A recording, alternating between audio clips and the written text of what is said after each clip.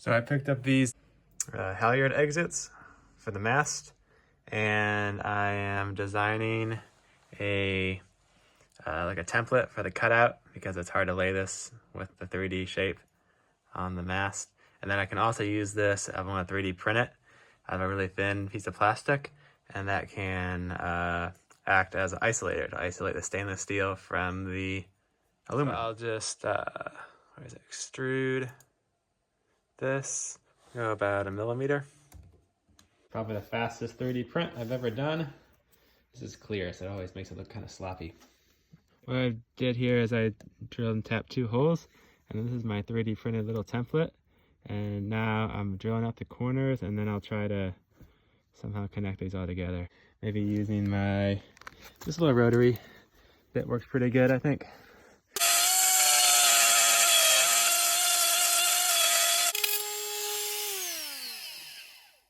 This tool works pretty good if you kind of brace it with your body. So there's our opening. It does look a little big, but kind of needs to be that big for this to fit on there. There's a little roller thing on the back here. So the next one's going to go here. And I'm kind of staggering them so I don't have too many holes in one place. There's hole number 2. The more I do, the more I get the hang of it. And I'm doing like an undercut here, so that the rope won't have a sharp edge against there. And then I'm cutting out a little less over here at an angle, so it keeps more material in the mast. So, 2 for 2. I even remember to put it the right way both times. So now these the sheaves up here, right now it goes from one side out to the other, and I should be able to have, let's see, yep, looks like I do 2 internal halyards in the back and 2 in the front, so that'll be awesome. Okay, so now I got one of these guys in, and I'm gonna see if I can get the halyards in there. So what I'm gonna do is I'm gonna attach this VHF antenna, which is gonna be run a little differently later, so I need to remove it now. But I'm gonna use this line, and that will let me feed to pull this out, and it will pull the halyards in. Okay, so hopefully that doesn't come untied.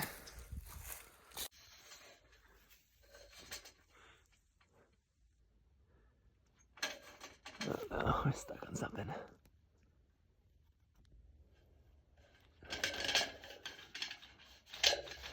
There it goes.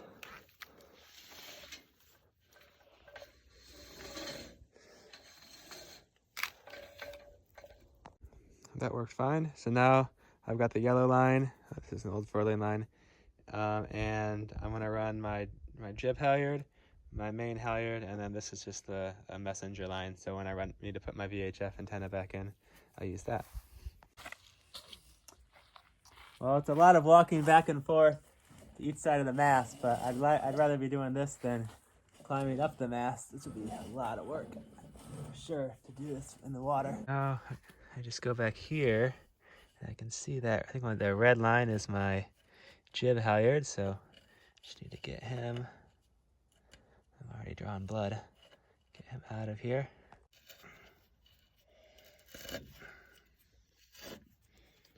Sweet. In the past, I had used Tef gel to prevent the corrosion between the dissimilar metals. But Tef gel is kind of expensive, so I'm going to try this Lana coat, which is much cheaper. First impressions is it's not like the Tef gel is a lot more softer. So this is going to have to kind of smear it around a little bit. I think it's okay so far. I guess time will tell. Like Tef gel, you didn't want to really get that in your hands, but I think this is not bad to get on your hands also, which is kind of nice. So it goes on. It's a little bit, takes a little more time to put it on, but it seems like, I don't know, I like it stickier. I find like a flathead screwdriver works pretty good to kind of smear it on, and then just use my finger to kind of brush it around. I think this is going to work really good, actually. It just feels good, like good stuff. So I flipped the mast over, and I just drilled out the other 2 halyard exits. But I realized I put the, this one is supposed to be the jib halyard, and I put it on the wrong side.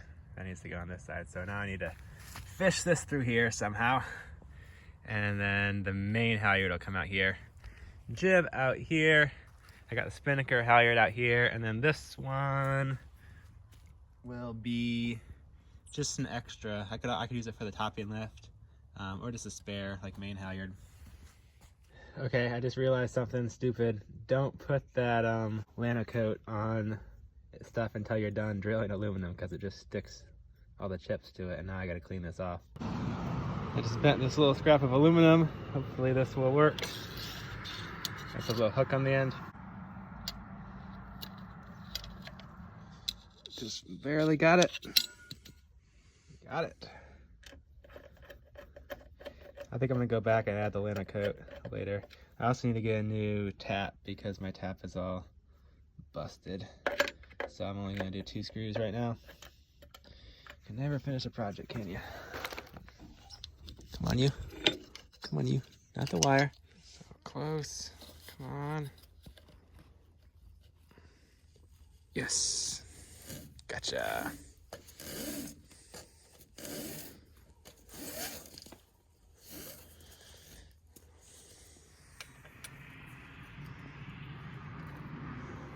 Sweet. That's 1, 2, 3, and 4. But I really think this will be good because my mast won't be all cluttered up as much.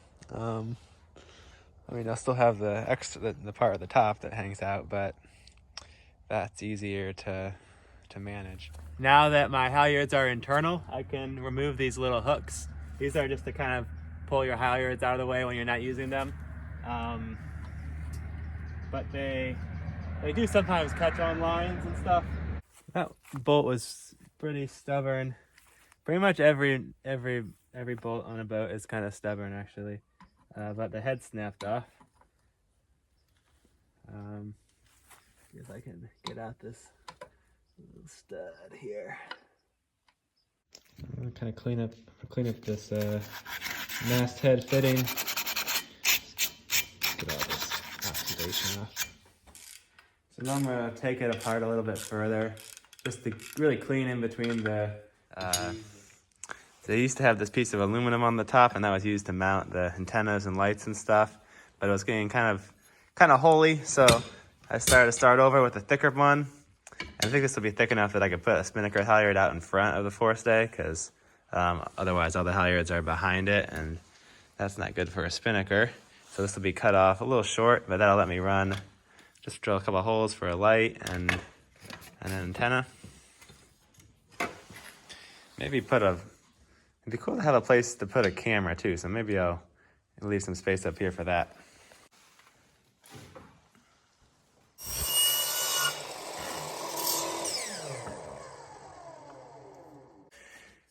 My whisker pole, the one I bent on my sail into North Carolina, I'm gonna try to fix it now. I think what I will do is take out this whole section and then re-rivet this. So we'll shorten the pole. I think this pole is a little bit oversized. I'm kind of bummed about losing like 2 whole feet off of it, but I think it might still be fine. Now I'm just gonna drill out these rivets.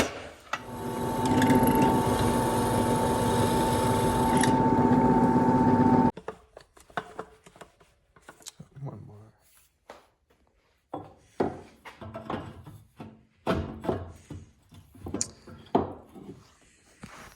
It's a little oblong. I got it back in this tube. I actually had to use the vise a little bit because it was actually kind of getting crushed when it bent. But now it's nice and round again. Gave myself a pretty good blood blister. When I pinched myself in there, it popped in. So instead of rivets this time, I'm just gonna drill and tap the spinnaker pole connector to the pole.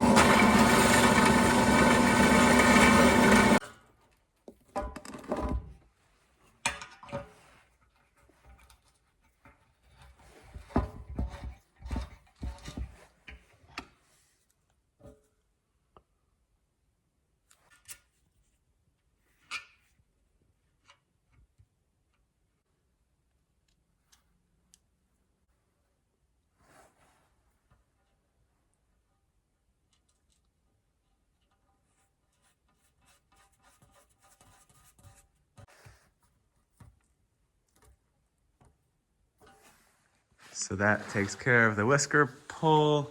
Got that stored up here with my boom. Thanks for watching. I'll see you guys next time.